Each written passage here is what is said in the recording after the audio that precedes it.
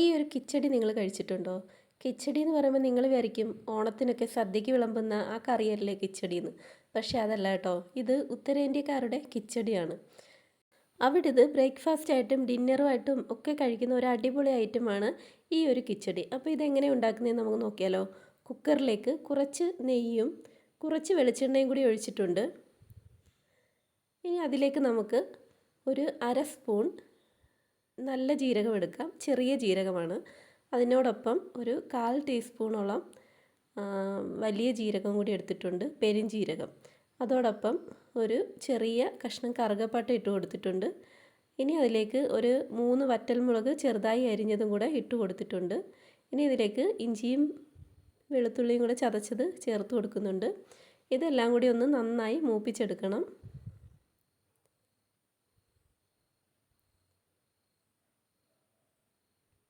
ഇതെല്ലാം കൂടി നന്നായൊന്ന് മൂത്ത് വരുന്ന സമയത്ത് നമുക്ക് ഇതിലേക്ക് ഒരു സവാള മുറിച്ചതിട്ട് കൊടുക്കാം. സവാള സ്ക്വയറായിട്ട് കഷ്ണങ്ങളായിട്ട് മുറിച്ചതാണ്. അതോടൊപ്പം ഒരു പച്ചമുളകും കൂടിയുണ്ട്. ഇതെല്ലാം കൂടി ഇതിലേക്ക് ഇട്ട് നമുക്ക് നന്നായൊന്ന് വഴറ്റിയെടുക്കാം. അതോടൊപ്പം ഒരു ഉരുളൻകിഴങ്ങ് അരിഞ്ഞതും ഒരു ക്യാരറ്റ് കഷ്ണങ്ങളാക്കി മുറിച്ചതും കൂടി ഇതിലേക്ക് ചേർത്ത് കൊടുക്കുന്നുണ്ട്. ഇനി നിങ്ങൾക്ക് ഇതിലേക്ക് എന്ത് പച്ചക്കറികളിട്ടാലും ഒരു ടേസ്റ്റും കുറയില്ല. കോളിഫ്ലവറോ ക്യാബേജോ അങ്ങനെ ഏത് പച്ചക്കറികൾ ഉണ്ടെങ്കിലും അതെല്ലാം നമുക്കിതിലേക്ക് ഇടാം. ടേസ്റ്റ് കൂടത്തതേ ഉള്ളൂ. പിന്നെ കുറച്ച് വെജിറ്റബിൾസ് കഴിക്കുന്നത് നല്ലതാണ്. അപ്പം ഇതെല്ലാം കൂടി ഒന്ന് വഴറ്റിയെടുക്കുന്നുണ്ട്. ഇനി ഇതിലേക്ക് ഈ 3 തക്കാളി ഒന്ന് മുറിച്ച് ഇതിലേക്ക് ചേർത്ത് കൊടുക്കാം. തക്കാളിയും കൂടി ഇട്ട് ഇതെല്ലാം കൂടി നമുക്ക് നന്നായൊന്ന് വഴറ്റിയെടുക്കണം. ഇതെല്ലാം കൂടി നന്നായൊന്ന് വഴന്ന് വരുമ്പോഴേക്കും നമുക്കിത് ഇത്രയും പയർ ഇതിലേക്ക് ചേർത്ത് കൊടുക്കണം. പയറും ഒരു പിടി പയറും ഒരു പിടി ഉഴുന്നും കൂടിയാണിത്.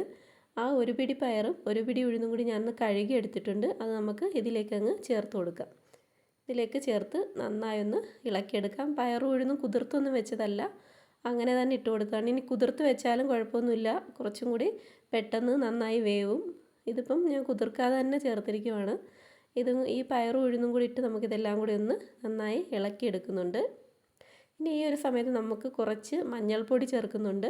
മഞ്ഞൾപ്പൊടിയും കായപ്പൊടിയും ഉണ്ടെങ്കിൽ അതും കൂടി ചേർത്ത് കൊടുക്കാം. കായപ്പൊടി ഉണ്ടെങ്കിൽ ഒരു 1/2 ടീസ്പൂൺ കായപ്പൊടി ഇട്ട് കൊടുക്കാം. ഇതിപ്പോൾ എൻ്റെ കയ്യിൽ കായം പൊടി ഇല്ലാത്തത് കൊണ്ട് ഞാനിവിടെ കഷ്ണം ആയിട്ടുള്ള കായമുണ്ട്, അതാണ് എടുത്തിട്ട് കൊടുക്കുന്നത്.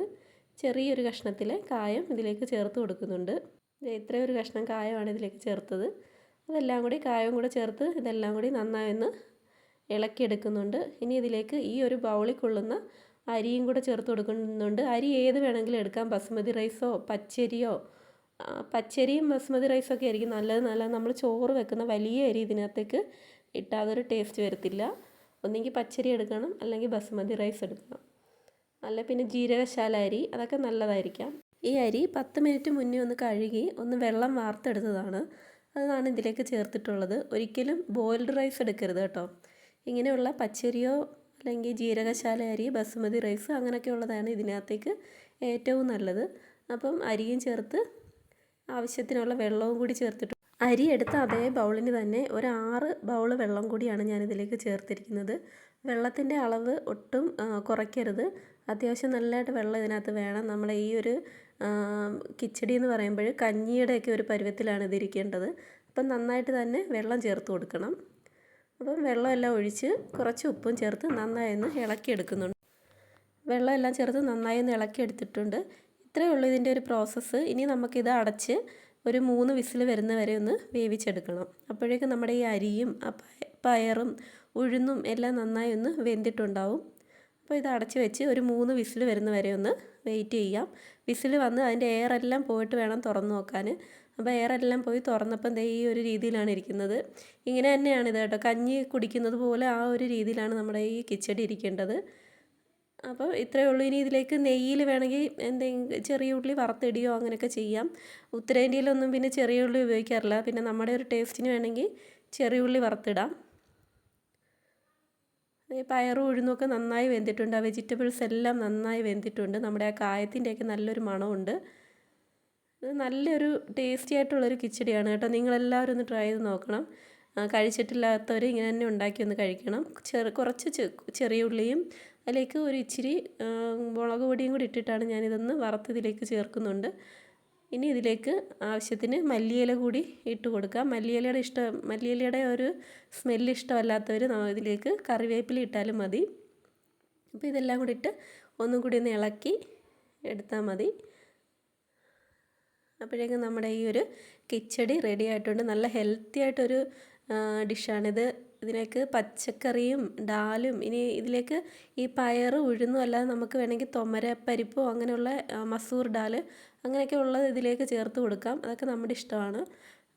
ഇപ്പം ഞാൻ ഇത്രേ ചേർത്തിട്ടുള്ളൂ. നിങ്ങളുണ്ടാക്കുമ്പോൾ കുറച്ച് മസൂർ ഡാലൊക്കെ ഇട്ടാൽ നല്ല ഹെൽത്തിയുമാണ്. നല്ലൊരു കിച്ചടിയാണിത് കേട്ടോ. എല്ലാവരും ഇതുപോലെ ഒന്ന് ട്രൈ ചെയ്ത് നോക്കണം.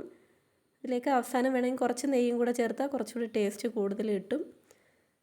അപ്പോൾ ഇത്രയും എല്ലാവരും ഒന്ന് ട്രൈ ചെയ്യണം, ഫീഡ്ബാക്ക് അറിയിക്കണം. ഓക്കേ.